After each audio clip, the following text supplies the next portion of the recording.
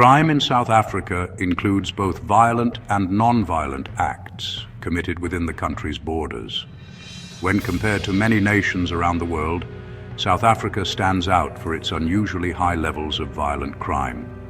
Over the years, the country has gained a global reputation for recording one of the highest murder rates internationally. Alongside violent offenses, South Africa also experiences elevated levels of organized crime, operating at a scale that surpasses many comparable countries. To understand how severe the problem is, it is important to look beyond crime statistics alone and examine the deeper social, economic, and institutional factors that shape criminal behavior across the country. Crime in South Africa is closely linked to poverty, inequality, unemployment, and failures in public service delivery. A large section of the population continues to live under difficult economic conditions, with limited access to housing, education, and stable employment. This financial pressure creates environments where crime becomes more likely, both as a means of survival and as a response to frustration. However, research institutions such as the Institute for Security Studies argue that poverty alone does not explain South Africa's crime levels. They point to social stress beginning in early childhood, especially in environments marked by neglect, violence, and instability. Children raised in uncaring or unsafe homes often lack strong guidance, emotional support, and supervision. As these children grow older, weak guardianship and poor socialization increase their vulnerability to criminal behavior. South Africa's criminal justice system has also been described as being under severe strain. High repeat offending rates, slow investigations, and overcrowded courts point to a system that struggles not only to punish crime, but also to prevent it. Experts argue that tackling crime effectively will require a fundamental rethink of how young offenders are disciplined, rehabilitated, and reintegrated into society. In 2007, the South African government commissioned the Center for the Study of Violence and Reconciliation to investigate the nature of crime in the country. The study identified several social and cultural factors contributing to widespread violence. One key issue is the normalization of violence. In many communities, violence is viewed as an acceptable or even necessary way to resolve conflict. Disputes that might be settled peacefully elsewhere often escalate into physical confrontation. In some cases, deeply rooted beliefs contribute to gender-based violence, including attitudes that justify coercive sexual behavior. Another contributing factor is the existence of a subculture of violence and criminality. This includes individuals who commit crimes alone, as well as organized gangs operating within communities. Many of those involved build long-term criminal careers, often relying on firearms. In some regions, such as Cape Town, knife-related violence is more common. Within these criminal subcultures, status and credibility are frequently earned through the willingness to use extreme violence. Young people in South Africa are particularly vulnerable to criminal involvement. Many grow up in households affected by poverty, unstable living conditions, and inconsistent parenting. Limited access to quality education, recreational spaces, and positive role models further weakens their chances of healthy development. These conditions expose children to risk factors at an early age. Without proper guidance and supervision, some young people are drawn into gangs, substance abuse, and criminal activity. This cycle often continues into adulthood, reinforcing high levels of violence and repeat offending. Alcohol abuse plays a significant role in South Africa's crime problem. A large number of violent crimes, including murder, assault, attempted murder, rape, and other gender-based offenses, occur in or around places where alcohol is sold or consumed, such as bars, taverns, shebeens, and nightclubs. Alcohol is also a major factor in road accidents. Many South Africans, including some on-duty police officers, have been arrested for driving under the influence. Drinking and driving is linked to more than a quarter of fatal road accidents, adding another layer to the country's public safety crisis. Some criminal practices have historical roots. In traditional African societies, cattle theft between rival groups once held social and cultural significance and was sometimes seen as a rite of passage for young warriors. While modern cattle rustling is illegal, these historical practices still influence how certain communities perceive the crime. Economic crimes such as smuggling, tender fraud, tax evasion, VAT fraud, and state capture have also become highly profitable. Weak enforcement systems and alleged inefficiencies within revenue collection structures allow these crimes to flourish. As a result, law-abiding citizens often shoulder the tax burden, while sophisticated criminal networks exploit loopholes. South Africa relies on a criminal justice system burdened by inefficiency, corruption, and internal divisions. These problems weaken law enforcement and undermine public confidence. By 2020, analysts noted that the South African Police Service, or SAPS, was repeatedly moving from one crisis to another. Key policing reforms outlined in the National Development Plan of 2012 were never fully implemented. Leadership positions were often occupied by individuals lacking the necessary experience or skills. As violent unrest and gang activity increased, the military was increasingly deployed to assist with policing duties. However, the armed forces are not designed for civilian law enforcement. And this approach failed to address the underlying dysfunction within the police service itself. Financial accountability within SAPS has been a persistent challenge. Over several years, the police service received qualified audits due to failures in procurement, contract management, and financial reporting. Irregular expenditure reached hundreds of millions of rand annually, excluding additional losses from wasteful spending and civil lawsuits filed against the police. Efforts to restructure SAPS have been announced multiple times, but these changes have not resulted in sustained improvements in efficiency or public safety. Many police stations are poorly positioned, far from the communities they serve. Others are overwhelmed due to rapid urban growth and rising population density. Staffing shortages have forced some stations to close at night, leaving communities without immediate police access. Officers often work long hours in under-resourced stations, lacking basic equipment such as functional telephones, office machines, or reliable electricity. In some cases, police buildings have been shut down due to unpaid rent or utility bills. Officers are frequently deployed into dangerous situations without adequate protection, highlighting serious safety concerns. Attacks on police stations across several provinces have further exposed security weaknesses, prompting warnings that such incidents threaten national stability. Logistical challenges significantly reduce police effectiveness. Large numbers of police vehicles remain out of service due to maintenance backlogs. In some provinces, nearly a quarter of the fleet has been unavailable at any given time. This forces detectives to share vehicles, delaying investigations and slowing response times. Outdated infrastructure has prevented the full transition from paper-based case files to digital systems.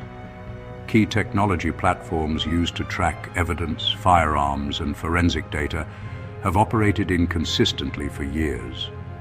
Police officers have also faced shortages of uniforms and protective equipment, including bulletproof vests. At the same time, stolen police gear has appeared in the hands of criminal groups.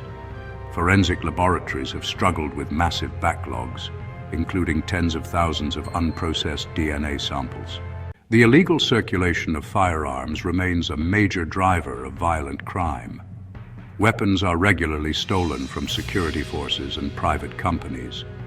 International reports have highlighted the diversion of firearms from police custody into criminal networks through corruption.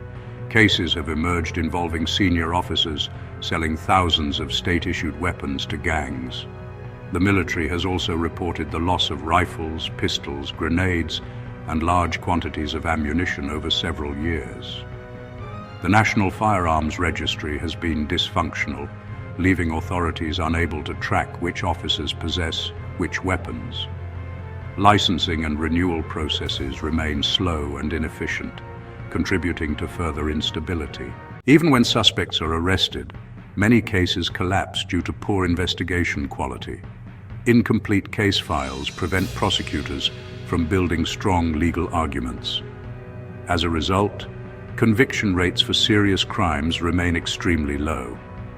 Only a small percentage of hijackings, robberies, sexual offenses, and murders lead to convictions. Fewer than 1 in 5 murder investigations result in a trial being scheduled, a decline from previous years. In some instances, cooperation with private prosecution initiatives has helped revive stalled cases. Police staffing levels have steadily declined relative to population growth. The ratio of officers to civilians has worsened significantly, placing additional strain on the force. Cuts to specialized units, such as railway policing, have left key infrastructure vulnerable to sabotage and theft. Mass recruitment drives have brought in underqualified personnel, often trained in poorly equipped facilities. Accountability remains weak, with few officers dismissed for misconduct. Promotions have sometimes been granted without a performance-based evaluation. Crime intelligence units have been weakened by internal power struggles and budget cuts. Many officers have not received refresher training for years. Emergency response centers across the country are severely understaffed, leading to millions of dropped emergency calls annually. Public perception surveys consistently rank SAPS as one of the most corrupt institutions in South Africa. Officers across various ranks have been implicated in bribery, fraud, blackmail, contract manipulation, and assisting criminals. Large-scale corruption networks within the police have drained resources from the criminal justice system for decades. Investigations into these networks have disrupted essential policing services, further weakening public safety. Allegations of corruption linked to disaster relief funds and vehicle fleet contracts have also surfaced. Technology has been explored as a crime-fighting tool. Drones have shown promise for surveillance in urban areas, but regulatory delays have slowed their use. Other technologies, such as gunshot detection systems, were tested at high cost, but failed to reduce murder rates, and were eventually discontinued. South Africa experiences exceptionally high levels of murder, robbery, sexual violence, and violent conflict. International studies have ranked the country among the worst globally for assault and rape per capita. While the growth rate of violent crime slowed slightly during certain periods, overall levels remained dangerously high. Global peace rankings consistently place South Africa among the least peaceful countries, with violence costing the economy trillions of rand each year, equivalent to a significant share of national income. When discussing crime in South Africa, one category stands out above all others: murder. The scale, frequency, and brutality of killings across the country place South Africa among the most violent nations in the world. In the final quarter of 2023 alone, an average of around 85 people were murdered every single day. This figure highlights how deeply violence has become embedded in everyday life. While murder levels surged dramatically during the late 1980s and early 1990s, the problem did not disappear with the end of apartheid. At the start of the 2000s, South Africans faced a grim reality. An individual was statistically more likely to be murdered than to die in a car accident. Although the murder rate declined significantly between 1994 and 2009, dropping from roughly 67 to 34 murders per 100,000 people, the improvement did not last. From 2011 to 2015, the rate stabilized at around 32 homicides per 100,000 people. However, because the population continued to grow, the total number of murders increased. By the 2016-2017 financial year, the country recorded over 19,000 murders, averaging more than 50 killings per day. In 2022, South Africa's murder rate reached 45.5 per 100,000 people, placing it among the highest in the world, according to United Nations data. Certain provinces consistently experience higher murder rates than others. The Eastern Cape, Western Cape, and KwaZulu-Natal remain the most affected. Several major cities, Cape Town, Johannesburg, Durban, and Nelson Mandela Bay, have repeatedly appeared on global lists of the world's most dangerous cities based on murder statistics.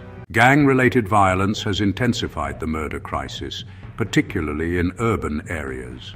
Innocent bystanders are frequently killed in crossfire between rival groups.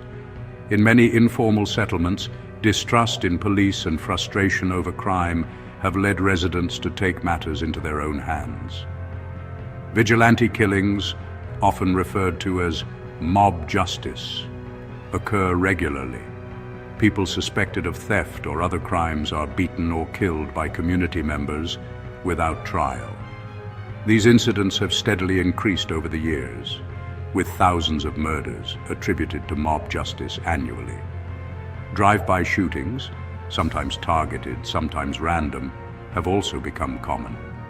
Emergency responders are often forced to enter extremely dangerous environments to help victims.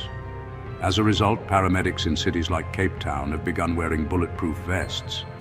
Attacks on emergency medical workers have risen sharply compared to the 1990s, when such incidents were rare. Healthcare workers have also become targets. On-duty nurses have been murdered at medical facilities, leading to calls for stricter security at hospitals and clinics. Another disturbing pattern is the killing of women accused of witchcraft, particularly in impoverished rural communities. These murders are often linked to poverty, illiteracy, and deeply rooted superstition. Although murder statistics for adults are considered largely reliable, other categories of homicide are significantly underreported. Experts estimate that 800 to 900 children are murdered in South Africa every year. However, police records fail to capture the full picture. Infant deaths caused by abandonment or murder are often recorded under different legal categories, such as concealment of birth, which excludes them from homicide statistics. Similarly, deaths caused by criminal neglect in care facilities, particularly among the elderly, disabled, or chronically ill, are widely believed to be undercounted. South Africa also faces a severe crisis of sexual violence. The country records some of the highest reported rape figures globally. Tens of thousands of rapes and sexual assaults are reported annually, though experts agree that many cases are never reported. Surveys indicate that a significant proportion of women experience sexual violence, often multiple times. Research has also revealed alarming admissions from men, with a notable percentage acknowledging having committed rape, many for the first time during their teenage years. Child and infant rape remains one of the most shocking aspects of the crisis. Sexual abuse has been reported in schools, daycare centers, universities, religious institutions, and even within families. Statutory rape is widespread, with hundreds of births recorded each year involving girls under the age of 11. Public outrage following high-profile cases has led to protests and demands for justice. Yet sexual violence continues to be deeply entrenched in society. Vehicle-related crime is another major threat to public safety. Carjackings occur frequently, especially in major cities and along busy transport routes. Certain vehicles have historically been targeted so often that insurance companies have refused to cover them. In high-risk areas, warning signs alert motorists to the danger of hijacking. Criminals use a range of tactics, from smash-and-grab attacks at traffic lights to more aggressive methods such as throwing rocks, using spikes, or staging fake accidents to force drivers to stop. One particularly dangerous trend involves so-called blue light gangs. These criminals impersonate police officers using vehicles fitted with flashing lights and sirens. Victims are tricked into stopping, only to be robbed, abducted, or hijacked. Freight trucks and courier vehicles are also prime targets. Truck hijackings are often well organized, involving deception, abduction of drivers, and theft of high-value goods. Public transport workers, including bus drivers, face frequent attacks, some linked to organized violence within the taxi industry. Violence within the taxi industry has claimed many lives. Competing operators often engage in deadly turf wars over profitable routes. Despite the scale of these killings, arrests and convictions are rare, fueling allegations of corruption and police complicity. In some provinces, special investigative units have been established to address taxi-related murders. However, private transport companies have repeatedly turned to the courts after claiming the state failed to protect them from intimidation and extortion. Cash-in-transit robberies represent one of the most violent forms of organized crime in South Africa. These attacks are often executed with military precision, involving automatic weapons, explosives, and stolen luxury vehicles. At their peak, these heists reached near epidemic levels. While the number of incidents has fluctuated over the years, the attacks remain extremely dangerous. Many are carried out by experienced criminals, including former convicts, often acting on inside information. In some cases, corrupt officials or security guards are implicated. Although some major syndicates have been dismantled, arrest and conviction rates remain low. Automated teller machines are frequently targeted. Criminals blow up fixed ATMs, steal portable machines, or follow grant recipients after cash withdrawals. Some of the largest cash robberies in South African history involved gangs impersonating police officers. Crimes targeting farms have drawn intense national and international attention. Since the mid-1990s, thousands of farm attacks have been recorded, resulting in the deaths of farmers, workers, and family members. Both black and white farmers have been affected. Farm residents face a significantly higher risk of murder compared to the general population, particularly elderly individuals. However, farm murders account for less than 1% of total murders nationally. Debate continues over how these crimes should be classified and addressed. Proposals include specialized police units, improved intelligence, and the use of technology such as drones. Authorities maintain that while farm attacks are taken seriously, they are not treated as a separate crime category. Kidnapping has emerged as one of the fastest-growing crimes in South Africa. Thousands of cases are reported each year, with the majority occurring in urban areas. Gauteng province accounts for the largest share.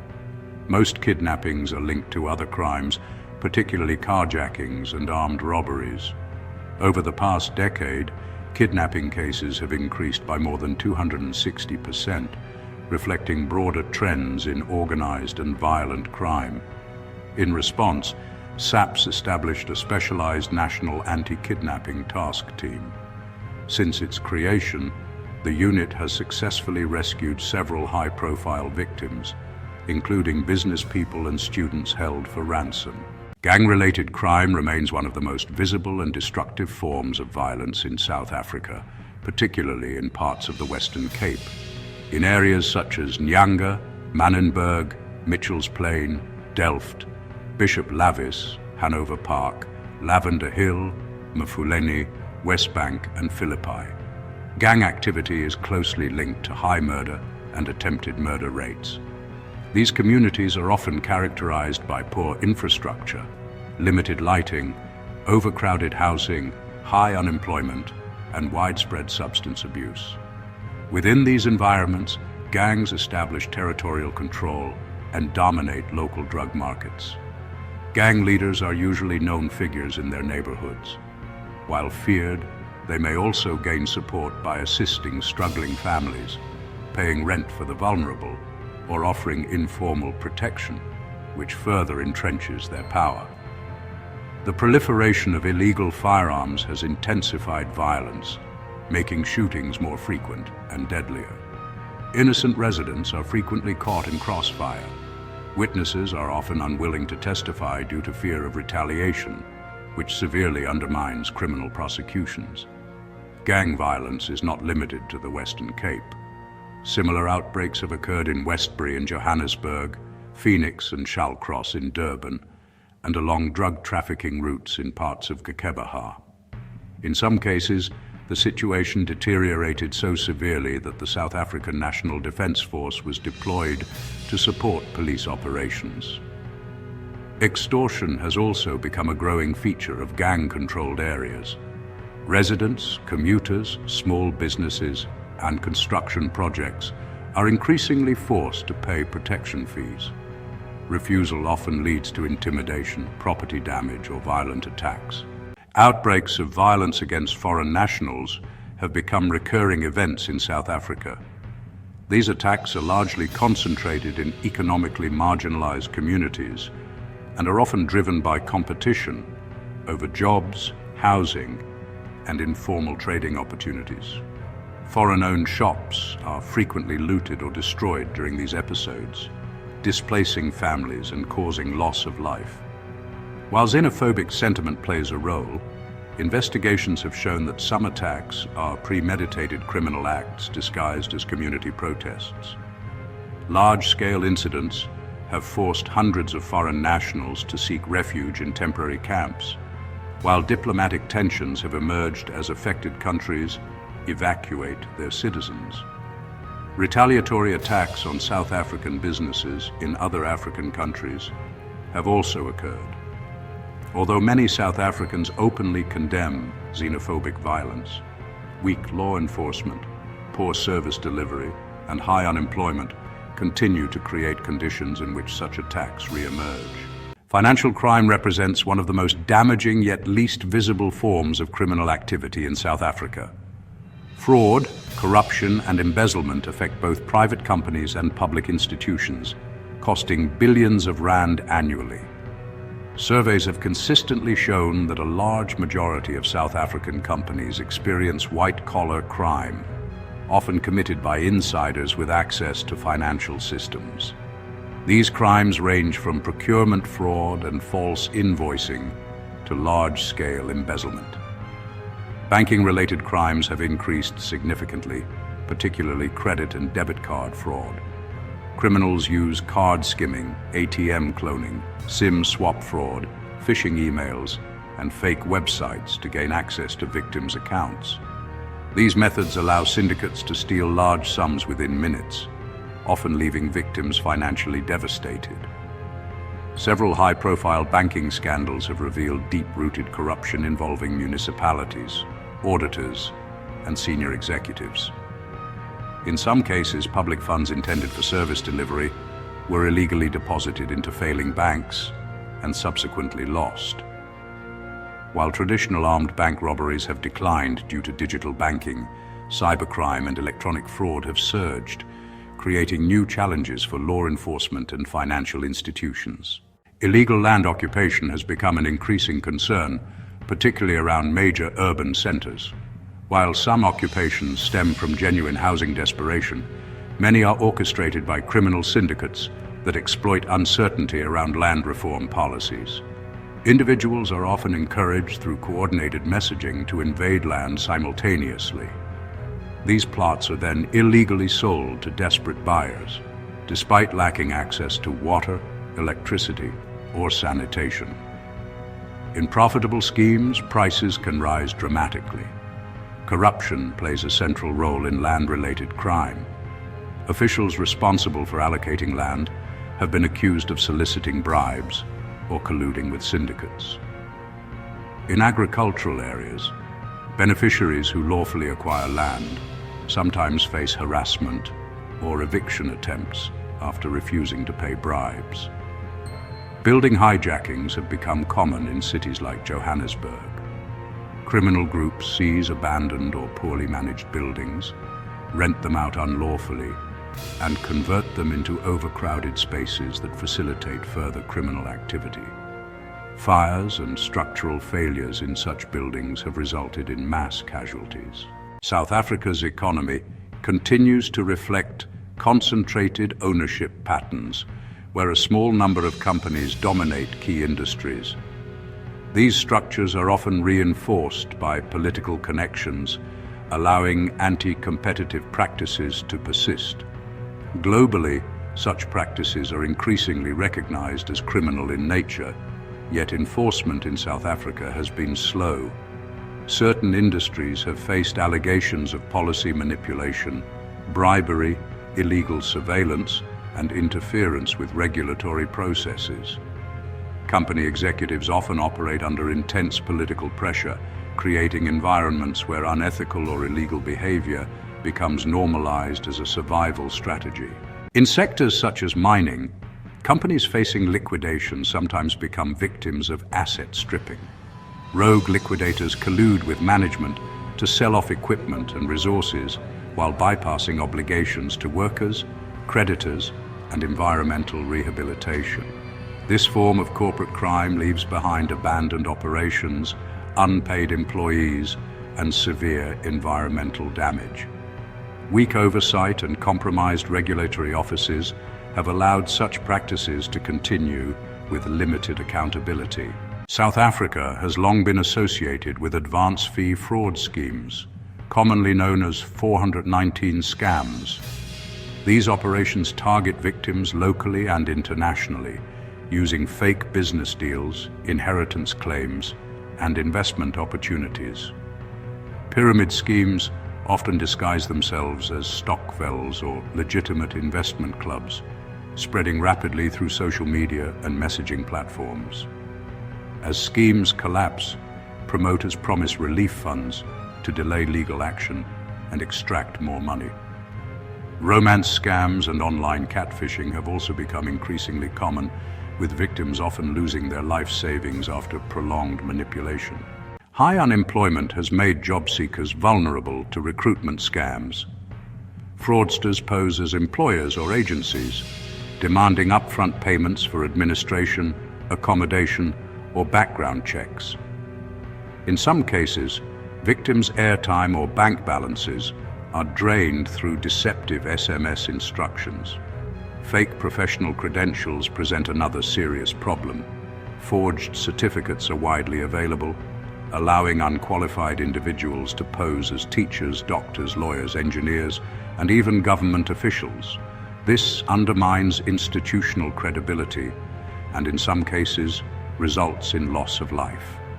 Identity fraud is also used to manipulate payroll systems, enabling criminals to draw multiple salaries or create ghost workers. State-owned entities have uncovered cases involving thousands of fictitious employees, costing taxpayers millions. Across South Africa, many municipalities struggle with deep-rooted governance problems. A major contributor is the widespread employment of underqualified or improperly trained officials who lack the skills required for sound financial management and service delivery. This has resulted in persistent fraud, irregular expenditure, and misconduct that often goes unpunished. In 2017 alone, irregular municipal expenditure reached approximately R30 billion, followed by R25 billion the following year. Despite these staggering figures, accountability remains weak. Only a small percentage of municipalities submit clean audits to the Auditor General each year, and even fewer implement corrective measures after adverse findings. Investigations have shown that many municipalities fail to properly report, investigate, or follow up on allegations of fraud and misconduct.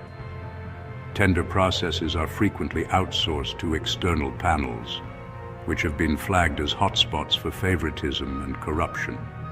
Procurement decisions often benefit politically connected individuals rather than the public.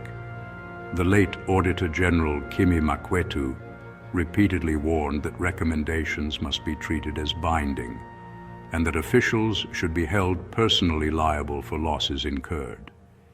He advocated for the issuing of debt certificates against guilty parties. Similar governance failures are mirrored across national government departments and major state institutions. Corruption within the public service has long been fueled by officials doing business with the very state institutions they serve. Between 2017 and 2021, Government efforts reduced the number of public servants conducting business with the state from more than 8,500 to just over 100. To address this problem, an ethics unit was established to detect corruption and implement preventative measures. Its responsibilities include overseeing disciplinary frameworks, conducting lifestyle audits, and protecting whistleblowers. Despite these reforms, enforcement remains inconsistent, and many cases take years to resolve. South Africa's major parastatals were heavily compromised during the years of state capture. Entities such as Eskom, Transnet, and Denel became central to large-scale corruption schemes involving collusion with contractors, inflated tenders, and misappropriation of public funds. At Transnet, billions of rand were lost due to dishonest procurement practices and poor financial oversight.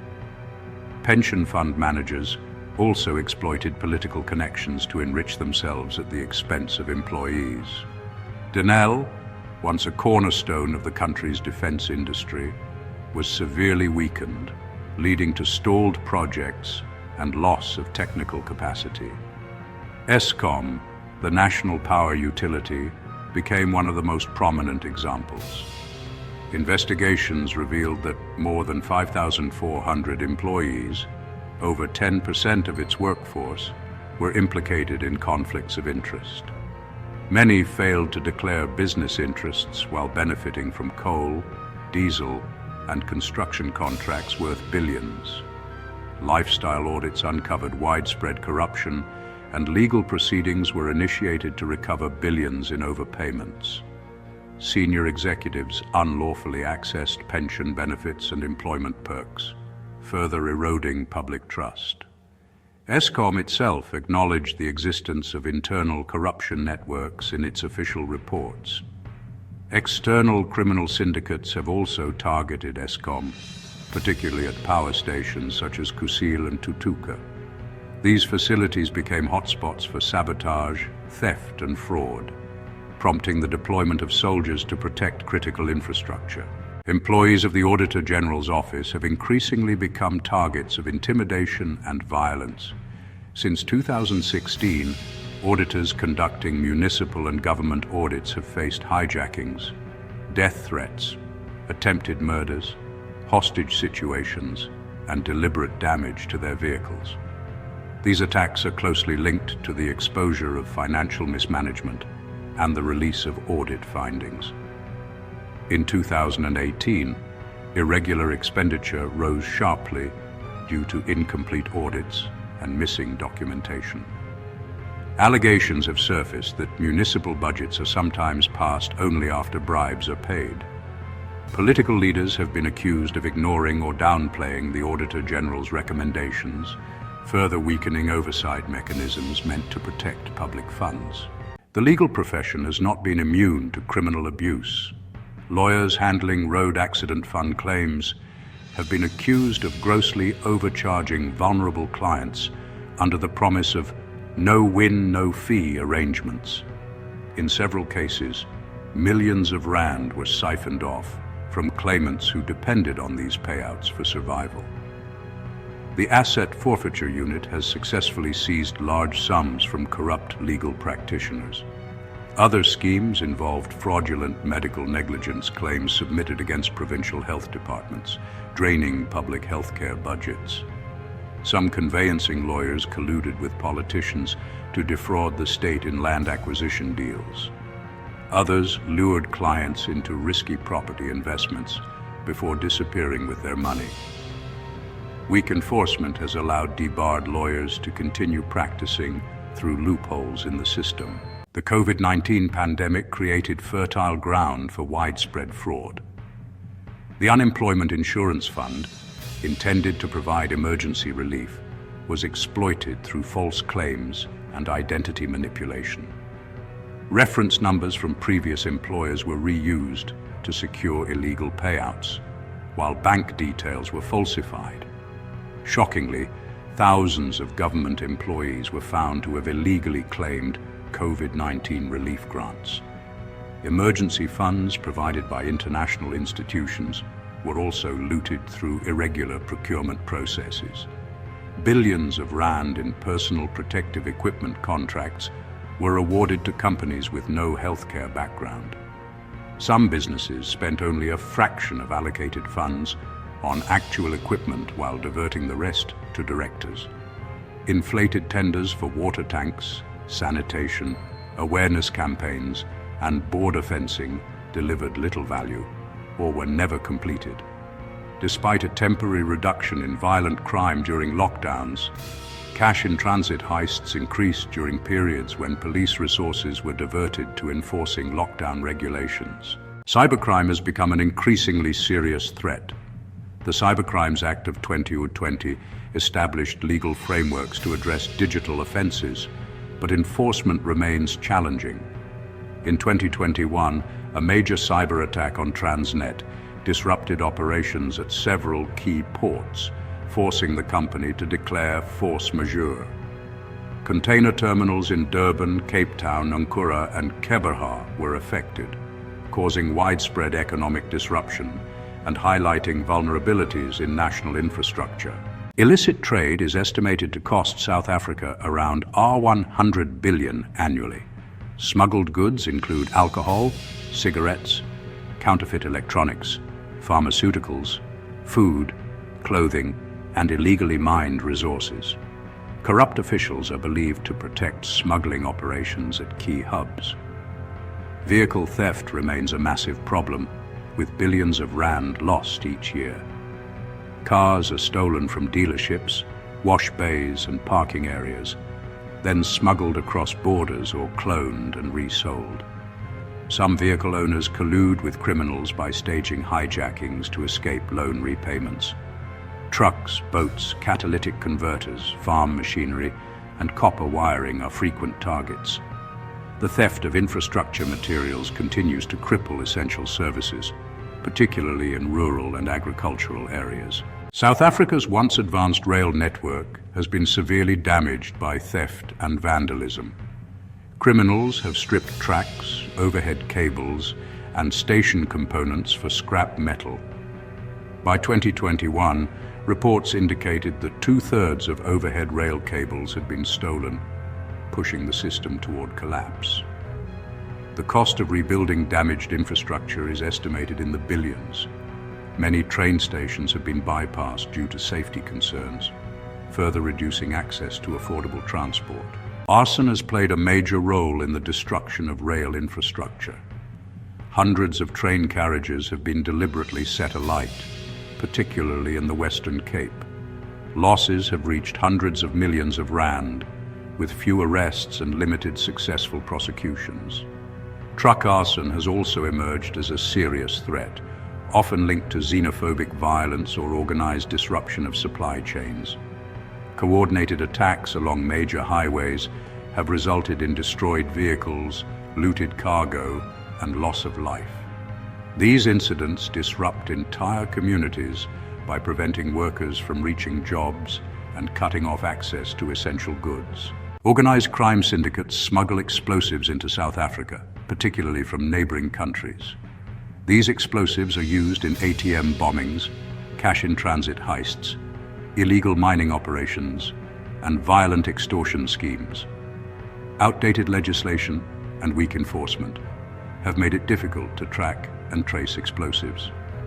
Legal consumers are rarely held accountable when explosives are lost or stolen, allowing criminal networks to operate with minimal risk. Illegal mining, commonly associated with zama-zamas, is one of South Africa's fastest-growing criminal industries. It is most prevalent in Gauteng, Mpumalanga, Limpopo, Northwest, and the Free State. The activity continues to expand and is deeply connected to organized crime networks and money laundering operations. Thousands of abandoned and active mines across the country attract illegal miners, driven largely by poverty, unemployment, and unresolved socioeconomic inequality. By 2022, it was estimated that around 30,000 illegal miners were operating nationwide. These miners are not acting alone. They are controlled by approximately 200 criminal syndicates. These syndicates infiltrate active industrial gold mines, often using violence and intimidation. Illegal miners work under dangerous and exploitative conditions, while syndicate leaders reap enormous profits. The economic damage is severe. Losses in gold sales, unpaid taxes, and missing royalties are estimated at over 21 billion rand every year. More than 14 billion rand worth of illegally mined gold is believed to leave the country annually through neighboring states. Between 2012 and 2016 alone, more than 34 tons of gold were smuggled to Dubai. In some cases, construction companies have rented heavy machinery such as excavators and haul trucks to criminal groups, enabling illegal open-cast mining that violates environmental laws. Fraud also occurs at the licensing stage. Shell companies with no fixed address submit fake mining license applications, sometimes plagiarizing environmental impact assessments. Illegal precious metal refineries operate in parallel, polluting the environment with cyanide while processing stolen ore. South Africa has over 6,000 abandoned mines, including 600 around Johannesburg alone. Rehabilitation efforts by government agencies have progressed slowly, with full closure unlikely before 2039. Meanwhile, the Border Management Authority has had to divert manpower and resources to confront well-armed illegal miners. Livestock theft remains widespread across all provinces and continues to increase. The Eastern Cape records the highest number of cases where organized gangs openly target small-scale and emerging farmers. Each year, an estimated 70,000 cattle are stolen, resulting in losses of over 1.3 billion rand. In some areas, sheep farming has collapsed entirely due to persistent theft. Most livestock theft is organized rather than opportunistic. Syndicates steal large numbers of animals in single operations, accounting for the majority of cases. These crimes damage more than just farmers' livelihoods. Farm workers also suffer job losses and economic instability. Law enforcement has struggled to keep pace with syndicates' evolving methods. DNA testing has become one of the most effective tools, with the Animal Genetics Laboratory assisting police in hundreds of cases each year to identify stolen livestock. Produce theft has also risen sharply, especially involving high-value crops such as avocados and macadamia nuts. Avocados can fetch high prices locally, while macadamia nuts command premium prices on international markets. During harvest season, farmers are forced to invest heavily in round-the-clock security. Criminals range from individual opportunists to organized syndicates supplying black markets through middlemen. Grain farmers have also fallen victim to fraud involving fake silo certificates that misrepresent grain quantity, quality, or storage location. Housebreaking is the most common crime experienced by South African households. Over 1 million households were affected in a single year, representing nearly 6% of all households. Housebreaking refers specifically to break-ins that occur when residents are not at home and should not be confused with home robbery. Only about half of all housebreakings are reported to police, with reporting rates declining over time. Most incidents occur outside major metropolitan areas, highlighting vulnerabilities in rural and semi-urban communities. Home robberies, which involve confrontations with occupants, affect fewer households but are more traumatic. Even these crimes are increasingly underreported, reflecting declining public confidence in the criminal justice system. The theft and vandalism of municipal infrastructure place a heavy burden on service delivery and public finances. Criminals steal fencing, gates, manhole covers, paving stones, copper cables, water meters, street lights, pipes, and even parts of public statues. Copper theft is especially damaging due to its high resale value. In some cases, smaller items are stolen in broad daylight using municipal wheelie bins. Illegal land sales by corrupt officials or imposters further worsen the problem. Some cities have implemented CCTV surveillance, scrapyard raids, and specialized task units to combat infrastructure theft. When consistently enforced, these measures have significantly reduced losses. However, illegal occupation of municipal buildings and misuse of public property for personal gain remain widespread. Cable theft and vandalism targeting the power grid cost South Africa billions of rand each year. Major metropolitan areas such as Johannesburg, Tshwane, eKurhuleni, eThekwini, and Nelson Mandela Bay are heavily affected. Criminal syndicates and subsistence thieves target substations, transformers, street poles, and newly installed cables. Theft from train stations has endangered commuters and brought rail services to a standstill in several regions. Around Johannesburg, vandalism of electrical infrastructure has increased steadily. In response, Gauteng has established multidisciplinary task teams to coordinate enforcement efforts. Despite these initiatives, conviction rates remain extremely low. Illegal electricity connections are widespread in both informal settlements and affluent neighborhoods.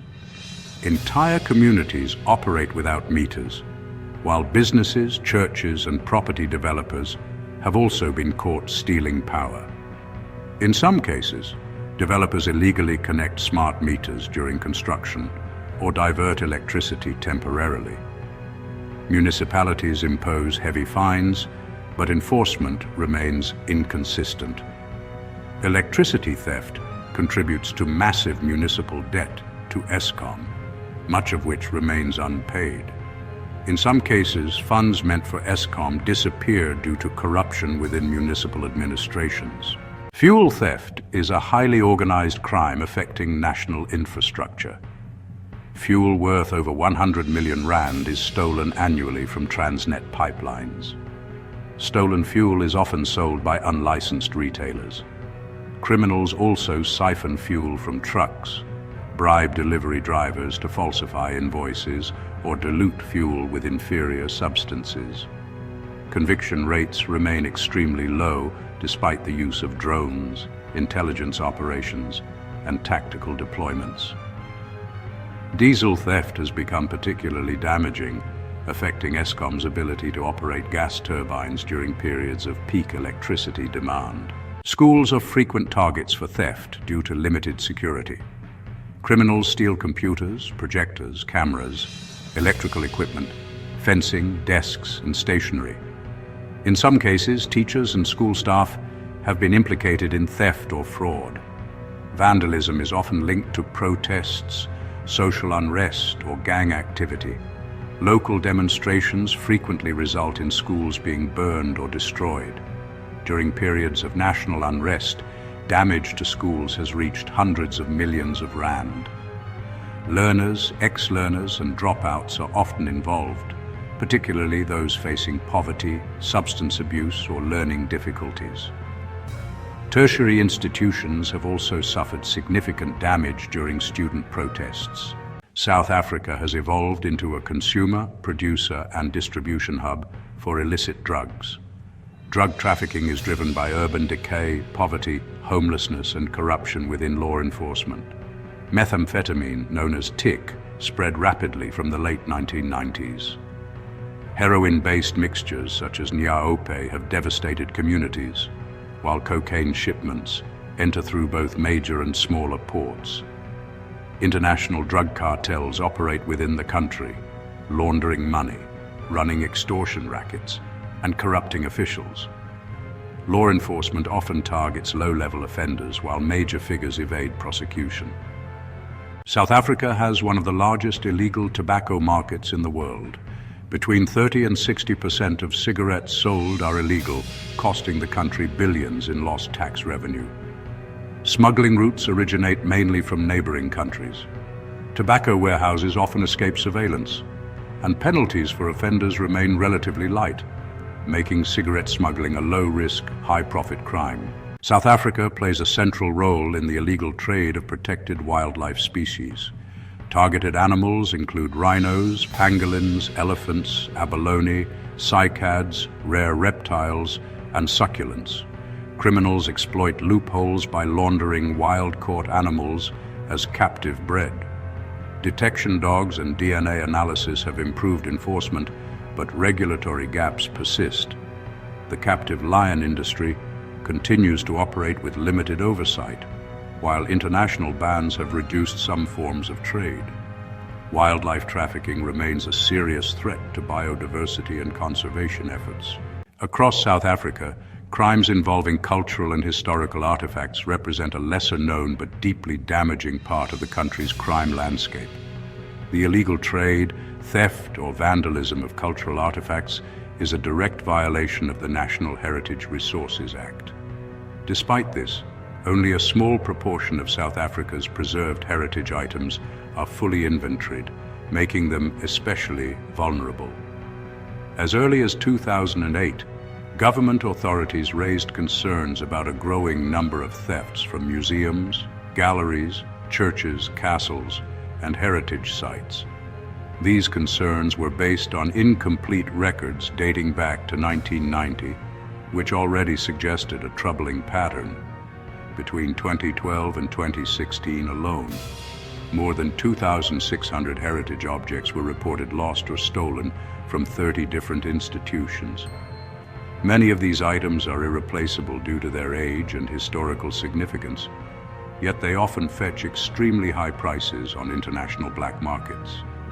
Military artifacts from the early 20th century have been particularly targeted. Ceremonial swords, daggers, medals, and regalia, objects tied directly to South Africa's colonial and wartime history, have disappeared in large numbers. One of the most high-profile cases occurred in 2012 at the 𝒄𝙗𝒂𝒣𝒏𝙚𝒍 Constantia Manor House and Museum, an estate dating back to 1685. Thieves stole more than 20 items valued at approximately R50 million. Among the stolen objects were a 300-year-old vase, rare Japanese Arita porcelain from the mid-17th century, and Chinese vases from the same era. Though some items were later recovered, the incident was reportedly the third targeted heist by an international syndicate specializing in Asian porcelain. In 2016, gold jewelry from the ancient 𝒂𝒊𝒊𝒚 archaeological site was stolen while on loan to a museum in 𝒄𝙗𝒂𝒣𝒏𝙚𝒍. This incident sparked outrage among heritage experts who expressed serious concern about the safety of other priceless artifacts, including those from Mapungubwe. As a result, several museums and heritage institutions reduced the number of valuable items displayed at any given time, limiting public access in an effort to reduce risk. South Africa's geographic position makes it a major hub for cross-border crime. The country shares land borders with 6 nations: Zimbabwe, Mozambique, Eswatini, Lesotho, Botswana, and Namibia, and securing these borders has become a central challenge. 15 sub-units of the South African National Defence Force are deployed along land borders to combat transnational crime, international syndicates, undocumented migration, and illicit trade. In 2022, the Department of Home Affairs launched the Border Management Authority, aimed at consolidating border control responsibilities from multiple government departments and the South African Police Service under a single command. The move was intended to address long-standing coordination failures and corruption. Corruption at border posts has been a persistent issue. At Beitbridge, deportations of undocumented migrants have been described as costly and ineffective due to systemic bribery. Reports indicate that bribes of around R500 per person are paid to police officers and border officials, allowing individuals to cross repeatedly. While roadblocks have intercepted some migrants who bribed their way through initial checkpoints, the cycle continues. More lucrative still is the smuggling of undocumented migrants from South Asia. Syndicates involving airport officials and ground staff have reportedly charged as much as R60,000 per person. Authorities have warned South Africans against selling their identity documents to facilitate these crimes. South Africa is also identified as a source, transit, and destination country for human trafficking. large portions of the population are vulnerable to exploitation, particularly migrants, women, and children. Trafficking for forced labor, especially in agriculture and domestic work, has become more prevalent than sex trafficking in recent years. Enforcement efforts are undermined by corruption, weak reporting mechanisms, and fear among victims. Since the late 2010s, locally based organized crime has expanded significantly. Institutional decline, economic instability, and widespread corruption have created fertile ground for criminal networks. These groups operate across multiple sectors, including human trafficking, smuggling, extortion, arms trafficking, and the illegal trade in goods and natural resources. Smuggling routes often originate in neighboring countries, such as Zimbabwe, Mozambique, and Lesotho. Criminal groups use violence, coercion, and bribery to move people and goods across borders. Extortion and protection rackets have become especially common in Gauteng, Cape Town, and KwaZulu-Natal.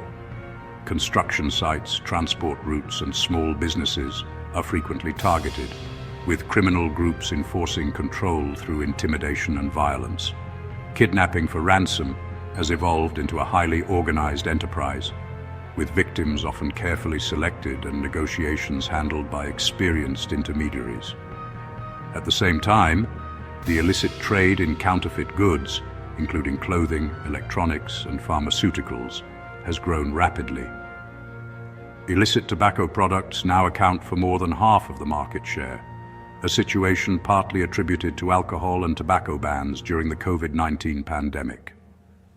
Cybercrime has also surged since 2020, with South Africa emerging as a hotspot for ransomware attacks, online scams, and digital fraud.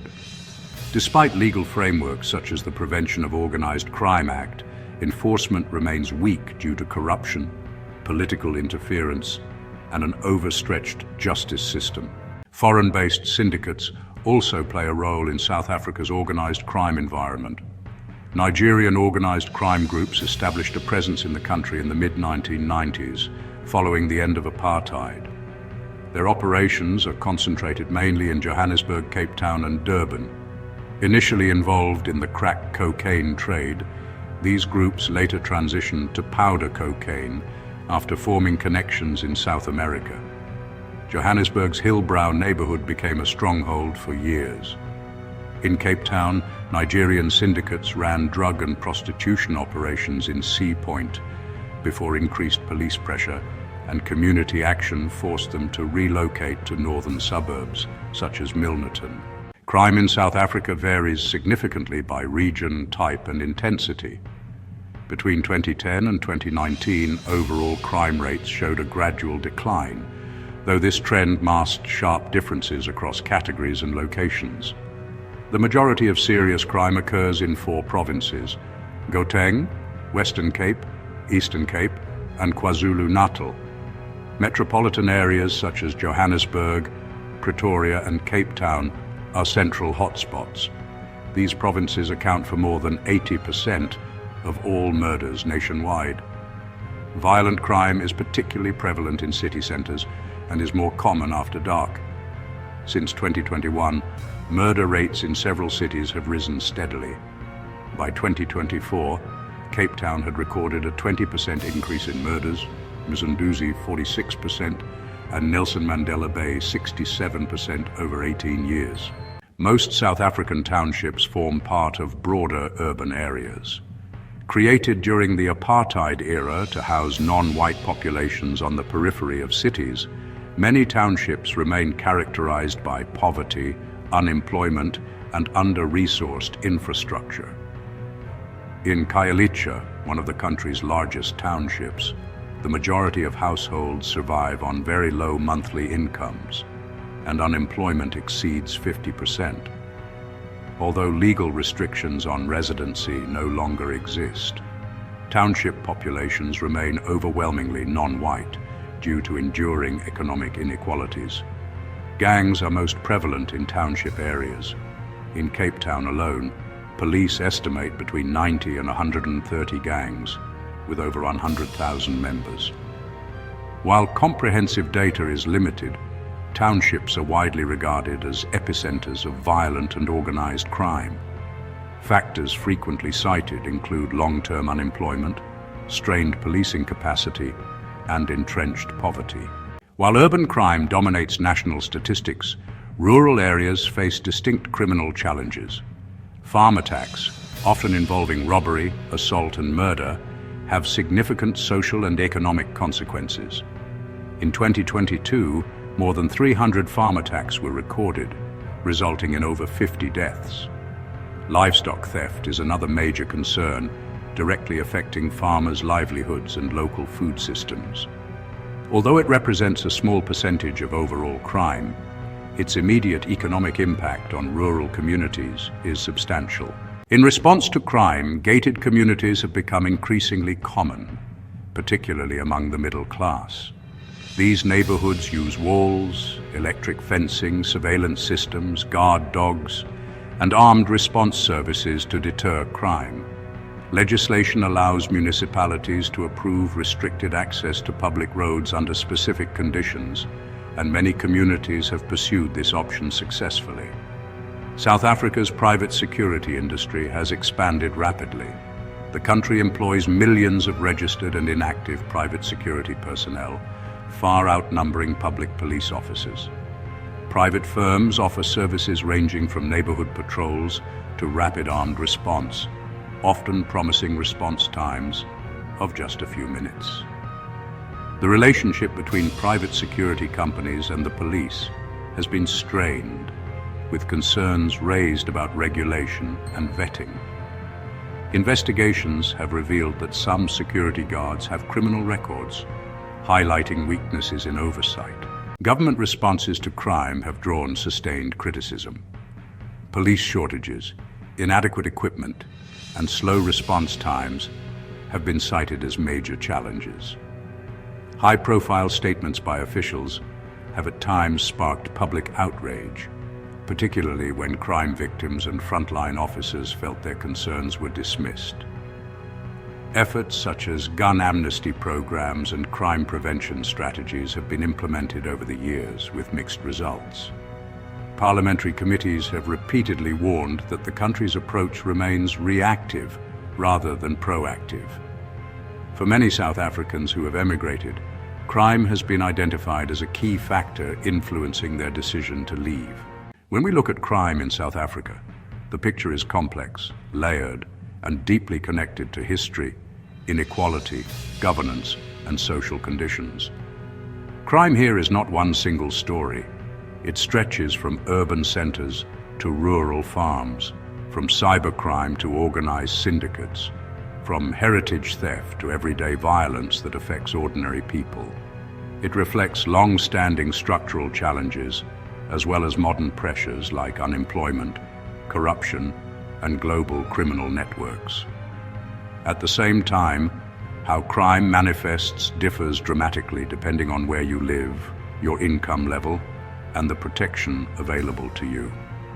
While some communities rely on private security, gated neighborhoods, and technology, others remain exposed with limited policing and few economic opportunities. These realities continue to shape how South Africans move, work, invest, and even decide whether to stay or leave the country. Understanding crime in South Africa requires more than headlines or statistics.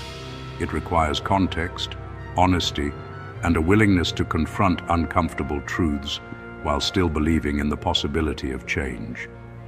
If you value African history, African stories, and African identity, support Africarized beyond this channel. Visit the Africarized shop for African-inspired apparel, home decor, history books, and accessories that celebrate Africa's culture, heritage, and resilience. The link is in the description. You can also become a channel member to support the growth of Africarized and help us produce deeper, bolder content that tells African stories from an African perspective. And finally, like this video to help Africarized reach more people across the world. Every like pushes African history, truth, and culture further into the global